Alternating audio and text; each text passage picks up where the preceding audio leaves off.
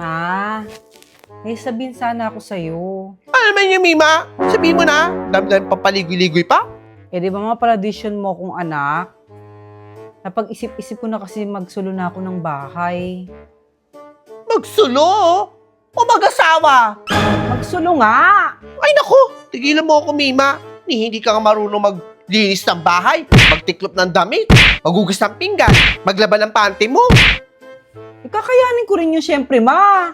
Naku, tigilan mo nga ako. Baka tamaan ka pa sa akin. Tigil mo ako nga dyan, Mima. Payagan mo na ako, ma. Bibigyan naman kita sa sweldo ko eh. Magkano? 5K. Every ano yan? Every week. Payagan mo na ako.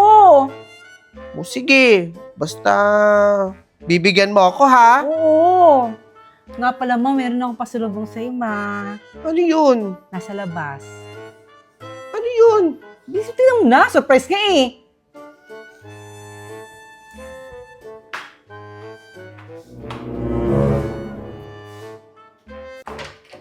Asa ba yung surprise mo, Mima? Ano to? Bakit nasa labas yung gamit ko? Mima! Mima! Ba't nasa labas yung gamit ko? Mima! Ay! Buksan mo to! Mima! Buksan mo to! Hoy, Mima! Buksan mo to! Buksan natin yung pito! Hoy! Sinasabi ko sa'yo, tatamaan ko sa akin, babae ka! Makakalis ka na, ma. Kaya kong sarili ko.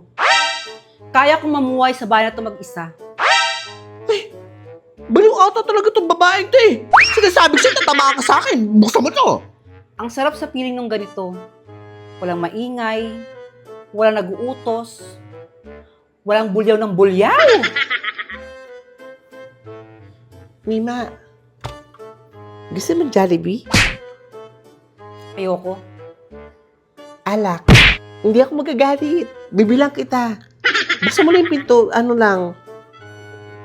Hindi ako magagalit. Promise. Ano ba yun, ma? O, tas alis din ako agad. Buksan mo yung pinto. Kukunin ko lang yung pambili ko ng alak. Sige, ha? Oo.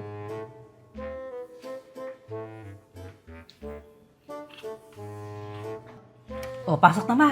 Kunin mo na yung pera. Oo, kukunin ko na. Ito na anak ko. Ito! Ah! Sabi ko sa'yo! Bima ka!